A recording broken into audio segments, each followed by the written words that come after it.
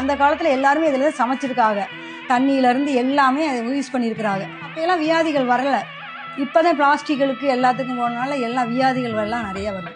இதனால எந்த வியாதிகளும் வரதில்லை. நல்ல ஆரோக்கியமான அப்போயெல்லாம் 100 வருஷத்துக்கு மேலே வளர்ந்துருக்காங்க.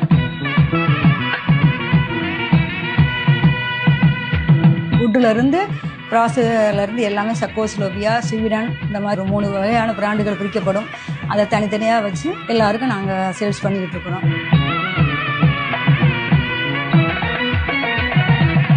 பித்தாளையும் அதே மாதிரி 90 வருஷம் செட்டியார் பொங்கல் உள்ளதுதான்.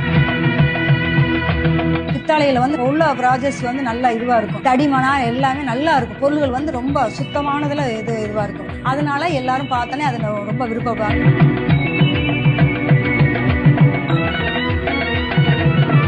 அதில் உள்ள பொருட்கள்லாம் நல்லா இருக்கும். அதை பார்த்தோன்னே ஒரு கலைப்பொருளை வாங்கி ஒரு ஷோகேஸ்ல வைக்கலாம் அப்படிங்கிறது ஒரு உணர்வுகள் வரும். அது ஸ்வீடன், இது சக்கோஸ்லோபியா. அதாவது டின்னில் எனாமல் கோட்டிங் பண்ணும். இதில் சமைச்சு வச்சு ஊற்றிக்கிடுவாங்க. மண்பானையிலேயோ சமைச்சு வச்சு இதில் எடுத்து ஊற்றிக்கிடுவாங்க.